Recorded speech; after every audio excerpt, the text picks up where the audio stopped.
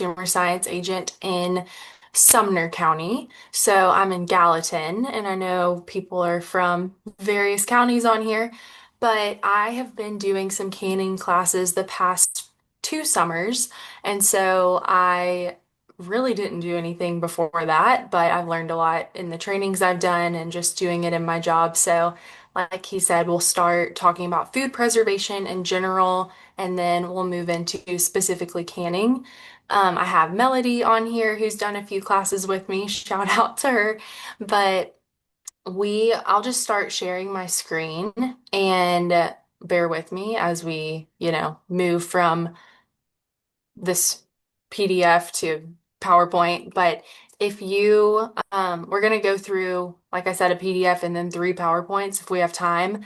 If I don't make it to questions at the end, I will put my email in the chat right now, and you are welcome to email me at any time about food preservation. So I just put that in there.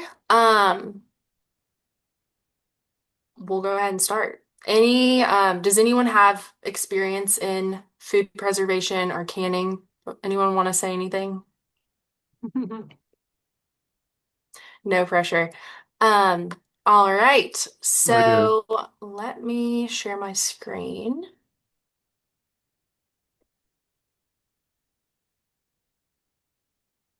Okay. So I'm just going to go through this. Let's see.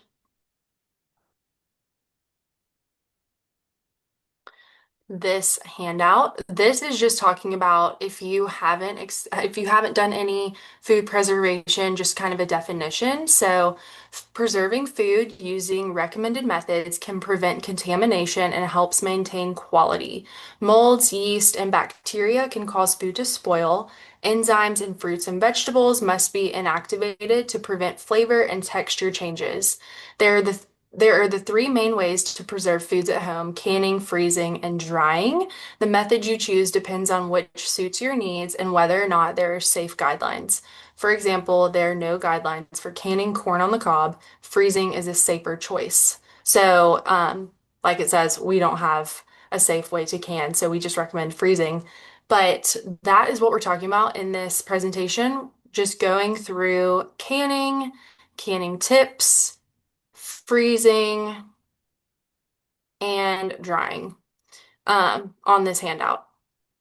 So if you want me to send that out, I definitely can. You can email me, but this should be, it's a publication by UT Extension, and so I can send out links of where to find these if you're unable to find it, but it is a free resource. So I will go ahead and go to, has anyone pressure canned before? Has anyone water bath canned? I know Melody has. I have a water bath and done a fermenting.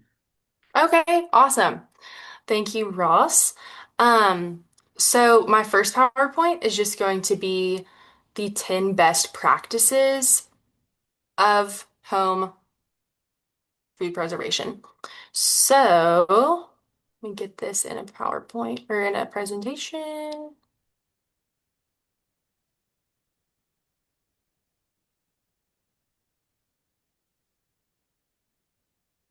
All right.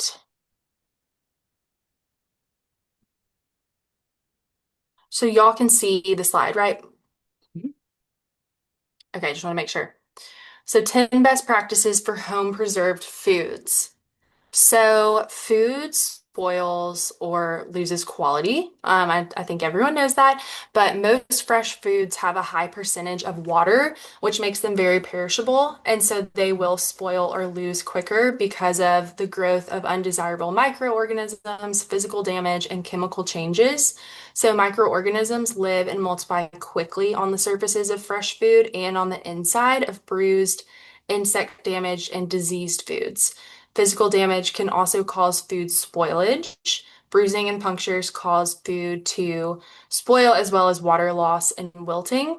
And then chemical changes occur in foods that cause spoilage and loss of quality. So enzymes that help foods grow and mature continue to work on food after harvesting, causing flavor and texture changes. And so food also reacts with oxygen and loses quality over time, just like, when your produce goes bad. So microorganisms of concern for home food preserved foods are, as you can see, yeast, mold, and bacteria. So the most common sources of microorganisms are soil and water, and yeast can grow over a wide range of pH and at refrigeration temperatures. So they do have several beneficial uses, including production of bread or wine or coffee, but they also contribute to the spoilage of food. So they produce many colors ranging from creamy to pink to red. They also may produce slimy spoilage or souring or greening. I'm sure y'all have seen all of this, or produce a fruity or yeast odor, or gas formation. And so very few molds cause disease in humans, but molds can synthesize a type of mycotoxin called aflatoxins that have been shown to be toxic. And so, like yeast, mold can grow in a wide range of pHs. They can grow at a pH much lower than food spoilage and pathogenic bacteria. So it's just it can look fuzzy. It can that's mainly how people observe it, fuzzy or green. But then bacteria are also microscopic organisms. Many bacteria are not harmful. Some are even beneficial. Bacteria are used in fermentation. So think of cheese, think of pickles, think of sauerkraut. They can be used to clean up oil spills, pesticide control, a wide variety of uses. Bacteria can cause spoilage of meat and seafood, though, as well as milk, dairy foods, breads, different cereals, and of course, produce.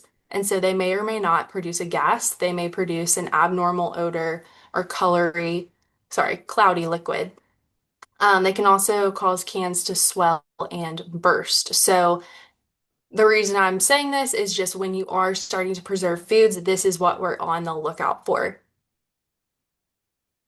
So, C. botulinum is one of the tricky, can be fatal organisms because it is not seen or tasted. And so it is why we have to be so strict when doing food preservation methods because we don't know when it's there. So we have to follow all of the temperature protocols and procedural protocols when we're doing canning and things like that because it can show up without us seeing it or smelling it or tasting. For example, this is the Gerber family. So, a very sad event. This family died from botulism. So, every person in the family who ate home canned green beans actually ended up dying. So, it was just an improper way of canning those green beans. And so this was in the early 1900s, I believe 1918. So it's been a while, but it's just one of those cases that is still told because people always, in the canning classes I've done, people always say, well, my grandma told me to, but I always say, when we know better, we do better. And so this is just an example of why we follow these rules that I'll go through. So just a little bit more about C. botulinum. Um, they are examples of spore-forming bacteria. So a spore structure enables a cell to survive environmental stress, such as cooking, freezing, high salt concentrations, drying, high acid conditions.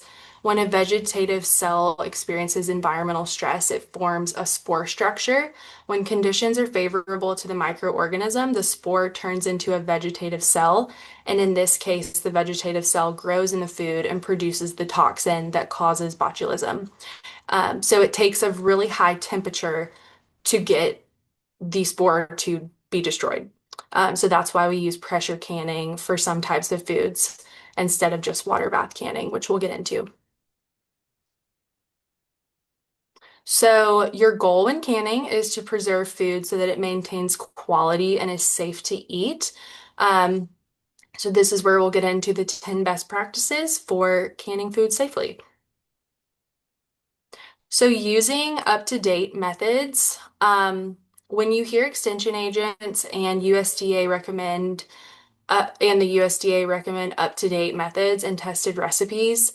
It just means that the recipe has been in a lab. It has gone through a whole year at least of watch and of observation to make sure that the recipe used does not cause any microorganisms or harmful bacteria to grow. And so when canning, make sure you're using a resource that says tested recipe. And they say that anything before 1994 is considered outdated and may not have safe practices. So I actually have this book with me. It is called, oh, well, you can't really see it. I can send a link, but it is called So Easy to Preserve, and it is through the University of Georgia. And so it has so many recipes, whether it's canning, oh, sorry, canning, drying, or um, freezing. And so it's just a recipe book basically of food preservation, but highly recommend. It has tons of recipes. So just being careful of finding things on the internet or a blog, family recipes even can be harmful, making sure you're using a reliable source. So next is choosing quality foods. So just starting off with good quality fresh foods and produce when you start to can. Just, looking for bruises or any mold or just any damage in general. When you do start food preservation, it's not going to increase the quality. So just starting off with the best quality you can get. So choosing foods at the appropriate stage of maturity, depending on the process you use, and process them at the peak of their quality. So you want to do it within 6 to 12 hours of harvest. Some fruits may need to ripen, like apricots, nectarines, peaches, and pears. So they should be ripened 1 or more days between harvest and canning, for example. But if you do need to wait, to can your items, you can make sure to put it in a shady, cool area and just to not make it worse quality. But fresh, when it comes to meat, fresh home slaughtered red meats and poultry should be chilled and canned without delay. And do not can meat from sickly or diseased animals. You'd think that'd be obvious, but you never know. And then ice fish and seafood after harvest, and then can those within the next 2 days. Begin with clean produce. So after you carefully select the food, wash it thoroughly to reduce the microbial load, which is the total number of bacteria, fungi, other things like that, in a given quantity of water or soil or on the surface of the food. Reducing the microbial load reduces the chance that food will spoil or lose quality over time. So some fresh foods will need to be peeled.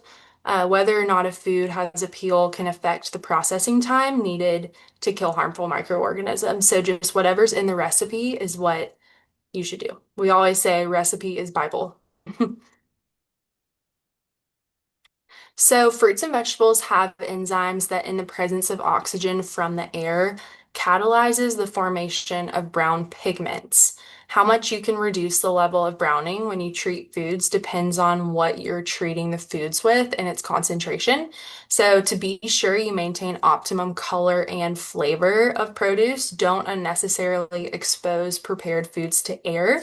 So, can them as soon as possible, like I said, and you can prevent browning by pre-treating them with ascorbic acid in pure powdered form. It's usually available at Walmart, different supermarkets.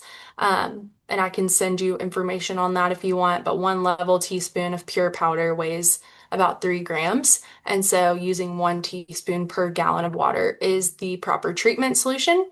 And then you can also get ascorbic acid from vitamin C tablets. And then there's commercially prepared mixes with citric acid. So those are just some options for pre-treating some foods. Blanching is basically scalding vegetables in boiling water or steaming them for a short time. So it's a must for almost all vegetables when you are wanting to freeze them. It stops enzyme actions, which can cause loss of flavor, color, and texture. And blanching also cleanses the surface of the vegetable to remove soil and organisms. It also brightens the color of the vegetable, which I think is cool. And then how much blanching depends on the vegetable and the size. So, under blanching stimulates activity of enzymes and is worse than no blanching. Over blanching causes loss of flavor, color, vitamins, and minerals. So, just following the recipe. We also have adding acid to some foods. So the pH of a food is a critical factor when canning. Some processes will require that you add an acid. I know we do that with salsa and different recipes. Some fruits you have to when you're doing jams.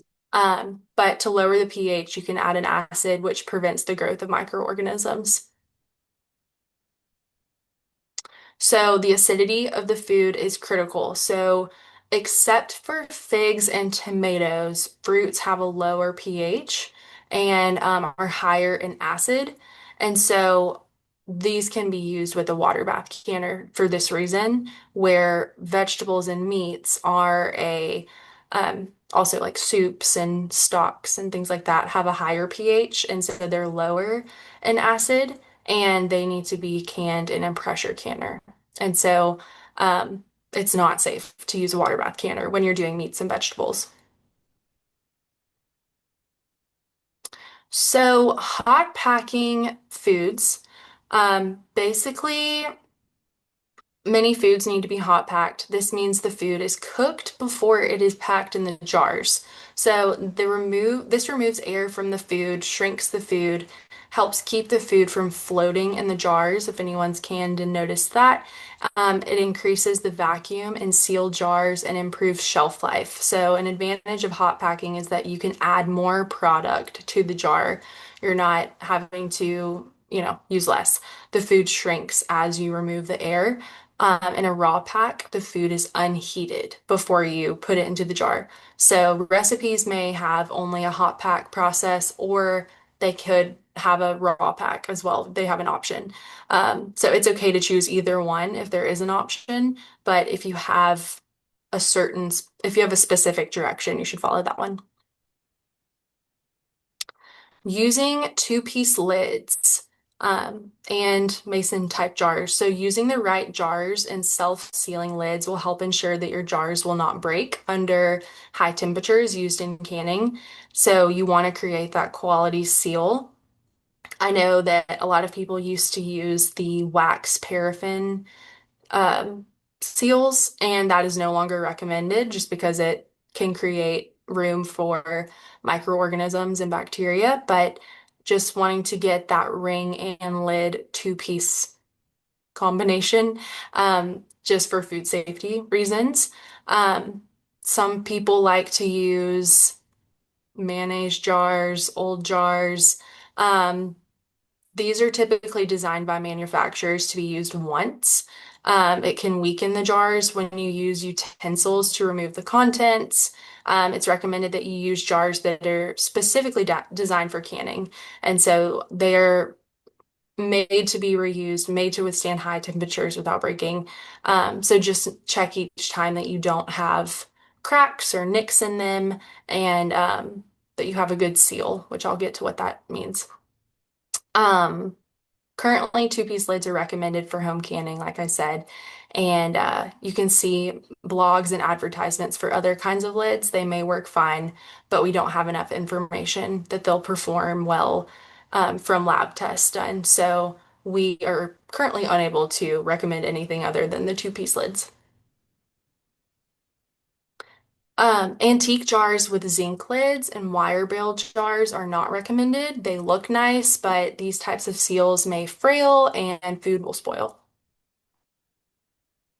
So like this picture shows, there are three types of canners recommended for canning at home: the boiling water canner, the atmospheric steam canner, and the pressure canner. So, the boiling water bath canner and the atmospheric steam canner are designed for acid foods. So, water bath canning, they reach a temperature of 212 degrees Fahrenheit, and the temperature, that's just boiling water. But we just use jams, jellies, pickled foods and salsas for that. And then because of the pH, we use pressure canners for low acid foods like vegetables and meats. Then that actually reaches a temperature of 240 degrees. And so we have to use both pressure and temperature to safely can those items. If anyone has wondered if they could use an instant pot or anything like that, um, we don't recommend. We just want to use the canners listed in the last slide. Um, so for acid foods processed with boiling water, you may not be able to fill the pot with enough water to cover the jars, with 1 to 2 inches of water needed for safety. So if you do water bath canning, you have to have it below the water. Once the lid is closed, you won't know if the water's steadily boiling. That's another reason. And then for low acid foods processed in a pressure canner, if jars of food have to be placed on their sides to process, there will not be enough room for steam to circulate between the jars, so they will not reach a safe temperature and pressure. Even if the jars can be processed right side up, you don't have a way of knowing if the temperature inside the pot is hot enough to 240 degrees under pressure. So, all that to say, we usually just stick to the ones designed for canning. This is just kind of a funny picture of open kettle canning. It's an old-timey way of canning foods. Foods are heated over a fire, added to jars, and then allowed to seal from the heat already in the jar.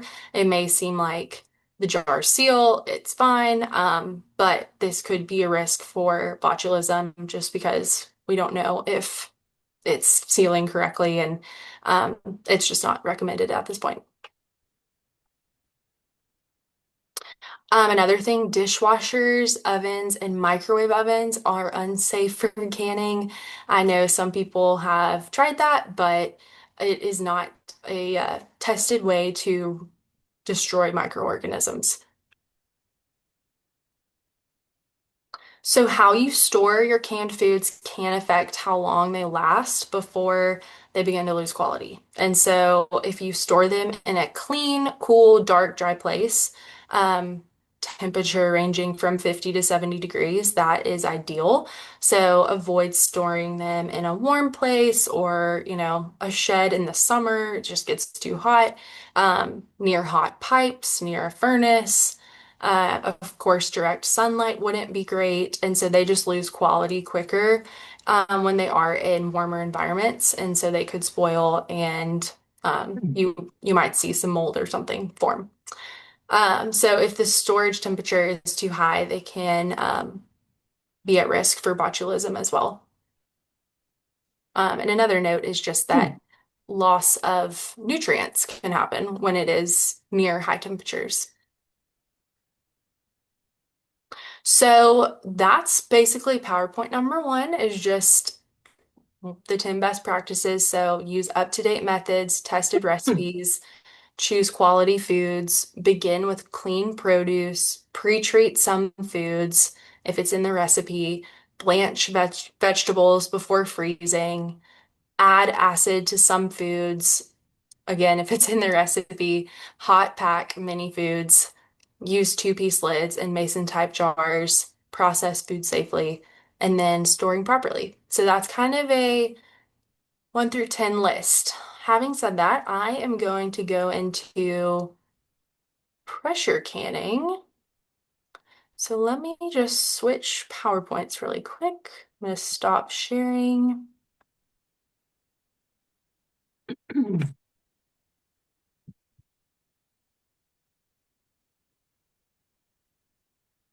Okay.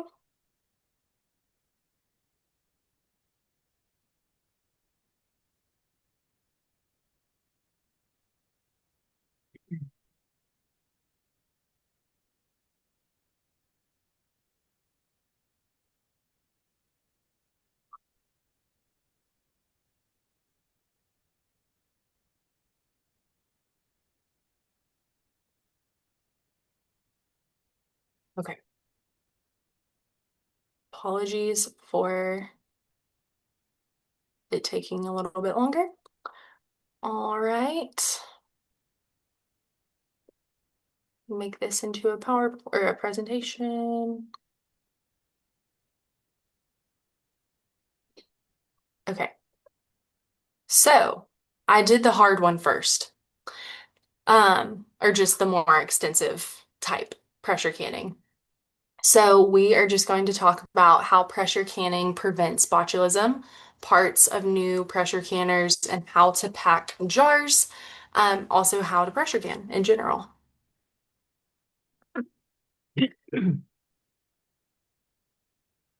So some of this is we already talked about. So I will go past this. I already said it goes to 240 degrees. Um, Temperature, water boils at sea level. Yes. So a lot of work goes into the directions for processing vegetables and other low acid foods. This is because of botulism, but time is important. So processing times should never be altered. Even if it's just 5 minutes, it could make a big difference. But process times for pressure canning include the amount of time it takes to reach the desired pressure. So if you do have a pressure canner, it's going to have the directions to get to, let's say, 10. Um, it would not need to be anything less than that. And so once it gets to 10, that's when you start counting the time of 10 minutes or 15 minutes. So reducing the time at any point can affect how well you destroy the bacteria and even the amount of time it takes for the pressure to come down. So we never want to force a pressure canner to depressurize. We let the pressure come down on its own. So just kind of letting it do its thing, getting it to the right level, counting the time, and then letting it depressurize on its own, not manipulating it.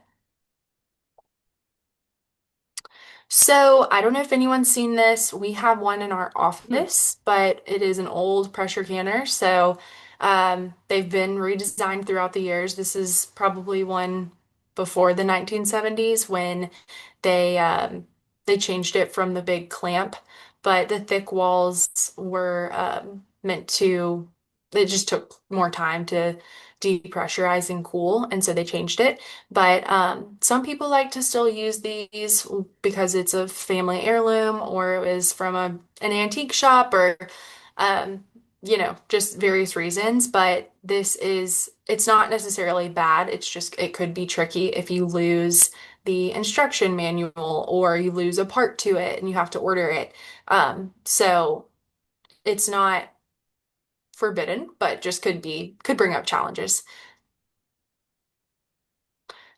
So today pressure canners are more thin-walled, with a jar rack, a gasket, a dial, or a weight gauge, an automatic vent, cover lock, a vent port to be closed with a counterweight or a weighted gauge, and also a safety fuse. So there's all these different parts to it. Most have turn-on lids instead of lids that must be clamped down, like in the last picture. Use only canners that have the Underwriters Laboratory approval, so just that UL approval to ensure their safety. And they are safe if used correctly. I know a lot of people are scared of pressure canners because they have stories of things flying and getting hit in the head or something, but the safety fuse will pop out if pressure is too high. And so once you lock the lid down with the vent or cover lock, it stays locked until the pressure goes down. So these days, nothing should go flying, but the gasket and the lid should be handled carefully and cleaned according to manufacturer's directions.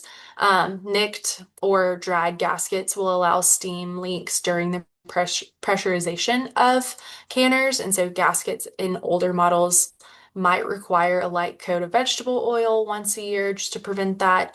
But gaskets on newer models are pre-lubricated and don't need any oiling.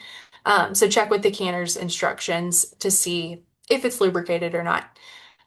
Lid safety fuses are thin metal inserts or rubber plugs designed to relieve excessive pressure from the canner. So do not pick at or scratch fuses when cleaning the lids, and then parts can be replaced if something happens. But be sure to have the right model number and just right information when ordering.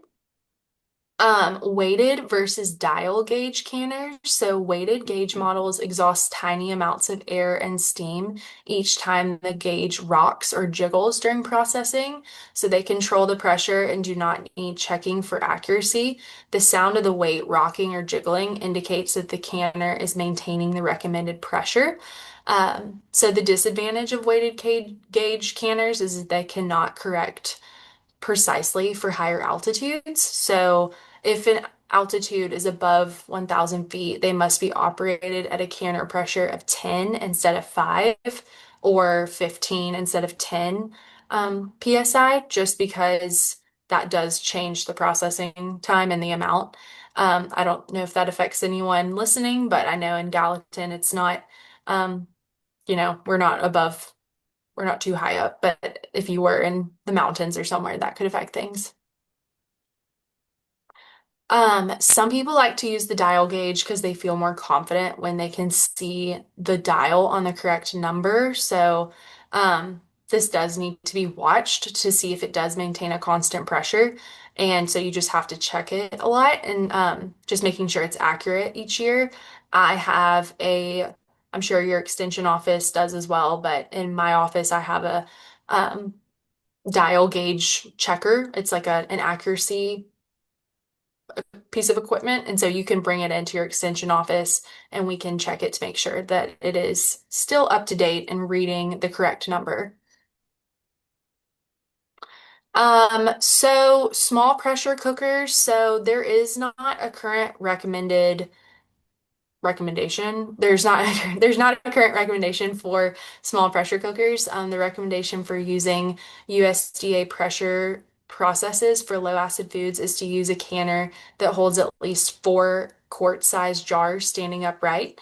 And the research for USDA pressure processes for vegetable and meat products was conducted in pressure canners that are most likely today's 16 quart or larger pressure canners. Because of their smaller size, there may not be enough space for steam to circulate and build enough pressure to reach at least 240 degrees. Um, so, like I said, no recommendations, processes, and needs to hold at least 4 quart-sized jars.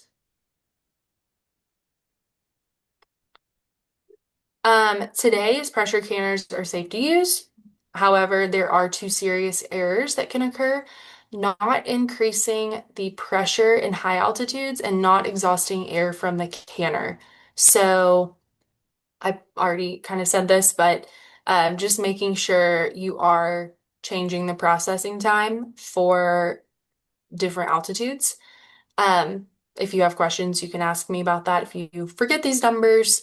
And then also, as well as altitude issues, not removing air in the canner can be a problem. And so I know I've done this before where this steam opening has a cover, and if you don't take it off, the steam will not release. And so um, we exhaust the air through the vent for 10 minutes before we add the weight to it to cover the vent port. To vent a canner, you leave the vent port uncovered and heat a filled canner with the lid locked in place. As the water boils, it generates steam through the vent port. So after 10 minutes, this just is a way to get it out. Um, but after 10 minutes, you just close the vent port by covering it with a weight. And so if you don't do this, this can lead to more microorganisms growing and it not processing the way that it's supposed to. So, just a little bit about filling the jars. We'll just do a step-by-step process. So, raw pack many fresh foods contain from 10% to more than 30% air. So, how long canned foods retain high quality depends on how much air is removed. And so, this can depend on how much food is packed in the jar, obviously. So, there are two ways to pack foods in jars. Like I said earlier, raw packing and hot packing. And so basically, You simmer food for 2 to 5 minutes, and then you fill jars and cover with hot liquid. You get more food in a jar when you do hot packing because the food will shrink and you'll have less air. And then this is a better to have better color and flavor. If you choose, you can add salt to each jar, but this is optional. It provides flavor and does not affect the safety of the food. The high temperatures needed in pressure canners preserves the food. It also is best to season the food just before serving, since high temperatures can affect the flavor of herbs and spices. Um, I don't know where the picture went for this, but if anyone has heard of Headspace, it is the unfilled space above the jar, in a jar, and it's below the lid. So just that space between the food and the jar is called headspace, and we typically want it to have 1 to 1 and 1/4 inches of space.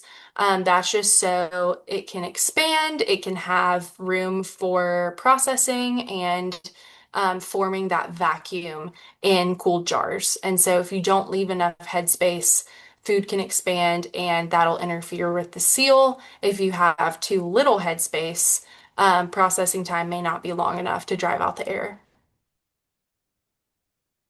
So once we fill the jars, we use a spatula to debubble the jar, have less air and debubble use a tool to debubble. So air can become trapped in the jars after they're filled with food and liquid. When the food is processed, this can result in too much headspace.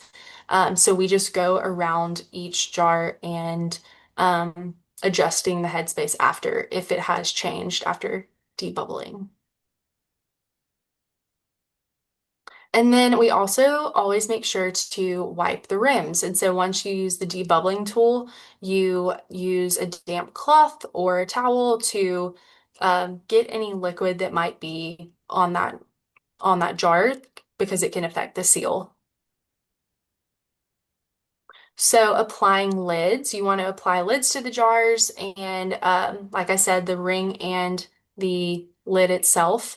Use your fingers to tighten the lids rather than your hands. So we always say fingertip tightness. We don't want it to be so tight to where air can't escape during processing, but you also, don't want it to be too loose. I've had people have food fall in the canner because it was too loose. So this will just be step by step for how to use the pressure canner safely. So we just fill the canner with 2 to 3 inches of hot water in a canner, unless the recipe calls for more water. And then you just place each jar on the rack. And we want to make sure they're not touching. We want to make sure they're upright. We never want to tilt the jar. That can affect sealing. Um, and then, yeah, just making sure that the lids are fastened securely. Like I said, we want to vent for 10 minutes. So you'll put from the 2 to 3 inches of water that you put in the canner, you will let it vent. You'll place filled jars on a rack using the jar lifter.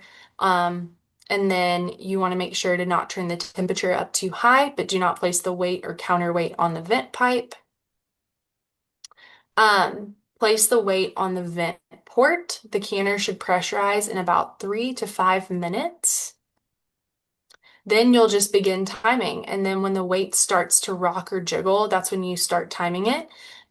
Or when the gauge gets to the number, if you do have a dial gauge. So for the dial gauge canner, let pressure rise quickly to 8 pounds. Adjust the temperature down slightly and let pressure continue to rise to recommended pressure.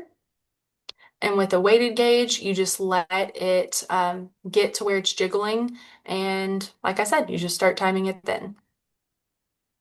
So when the timed process is completed, turn off the heat, remove the canner from the heat if possible, and let the canner depressurize. Do not force cool the canner. It can warp the canner. Um, and then it can also cause loss of liquid from the jars and seal failures. So, like I said earlier, just trying not to really manipulate anything, letting it do its thing. When the vent lock piston drops to a normal position, that means it's depressurized. After the canner has depressurized, remove the weight from the vent port and wait 10 minutes, and then you can take off the lid and remove it carefully, always lifting away from you instead of towards. Placing jars on a rack and allowing to cool slowly. So once you remove the jars from the canner, you want to make sure that it's sitting out for 12 to 24 hours undisturbed. So that's a big thing that we do in my class where if people bring their jars home with them, they just have to store them in the fridge. They're not really considered shelf stable. But if they come back the next day, after 12 to 24 hours, they can store them for, at least a year in in a closet, but it just has to sit undisturbed for that amount of time. So when storing, you want to check your seals. If you press the top of the lid, it should not spring back. It should just be a flat lid. Remove the rings. So after that 12 to 24-hour process, you want to remove the ring, and that is reusable. The lid, whenever you do start eating your canned item, the lid has to be thrown away, but the ring is reusable. And then you'll also want to label just to know when you made it. I know it's easy to forget. And then just storing in a cool, clean, dry place. Okay, so that's all for pressure canning. I know that's kind of a lot to remember. And so if you do have any questions of the ranges or exact steps, please email me because I know that if you have never pressure canned before, that can feel kind of confusing. Um, let's see, what time are we at? Okay, so I will do one more.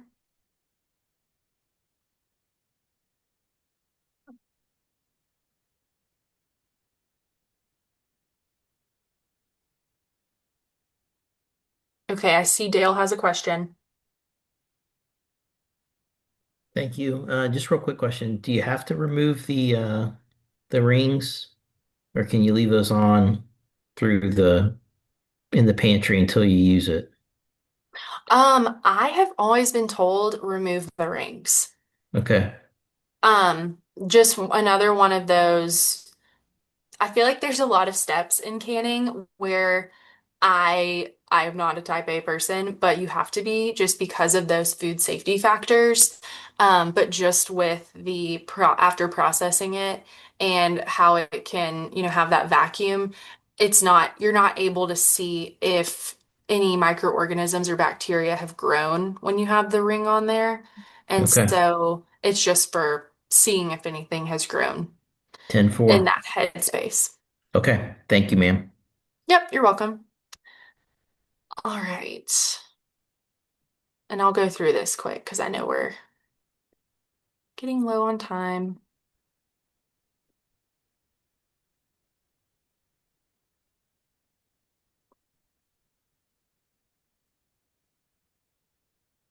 And this might not be anything you haven't heard yet.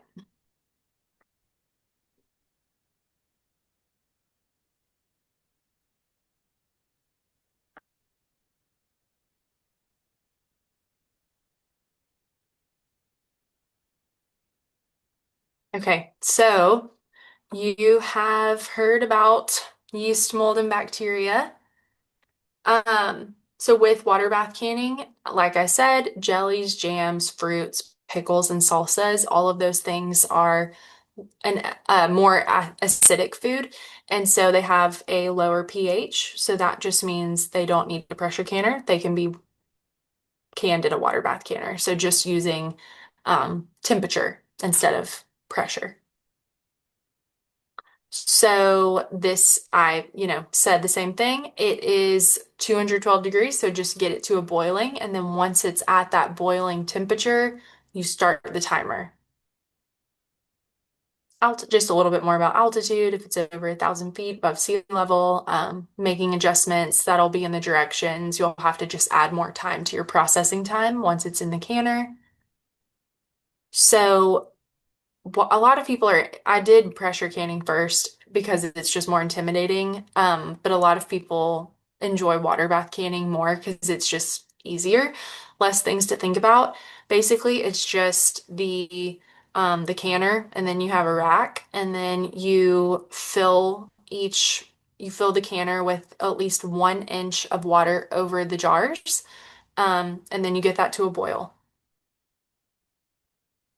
Also, the diameter of the bottom of the pan should be no more than 4 inches wider than the diameter of the stove burner, just so it gets that even boiling method. It's not too small for the canner. It should be no more than 4 inches wider than the stove. So do not use a large kettle that fits over two burners, and this is because the jars in the middle may not get enough heat. So just making sure it's big enough to have enough space for everything to can evenly. The canner needs to have a flat bottom for electric ranges. Smooth top stoves may not be designed for the weight of a canner with jars and water. So that's when you'll just have to check with your manufacturer if you are able to use it, if you're able to use your stove for canning. And then the canner needs a tight fitting lid and a rack. You don't want to put the jars on just on the canner. You want to have a rack in between. So that just lets water circulate freely.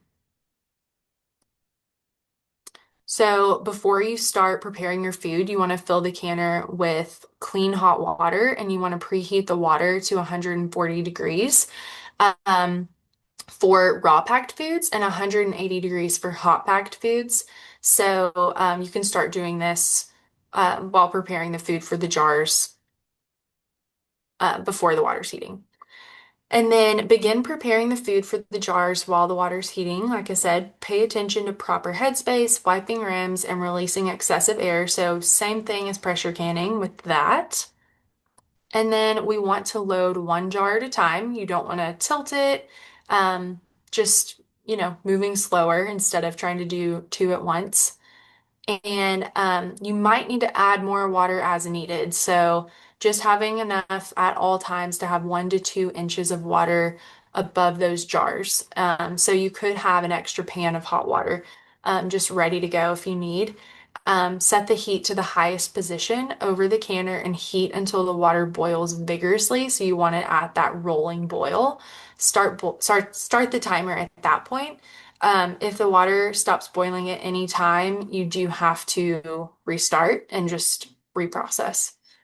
When the jar's been processed for the recommended time, you will turn off the heat and remove the canner lid, and then you'll wait 5 minutes before removing the jars. So that's just kind of to let it cool down. And not to rush anything. Using the jar lifter, you can remove the jars one at a time and making sure not to tilt them and putting them on a towel. You don't want anything to break, like if you put it on a cold surface, and then let them sit undisturbed for 12 to 24 hours.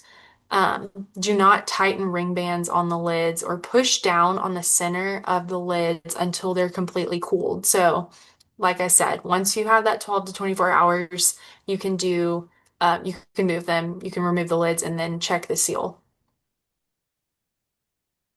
So that is it for water bath canning. I did have if you would like, I feel like this could be a whole topic. Um, did I stop sharing? Okay. Um, let's see. Sorry.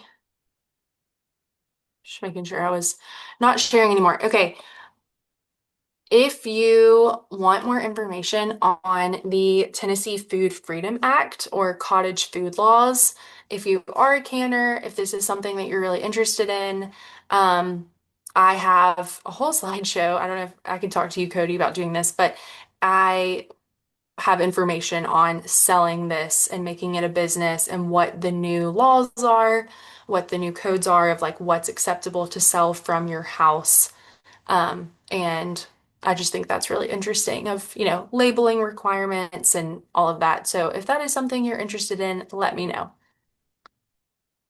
But that is it. I'm gonna read these chats and reply.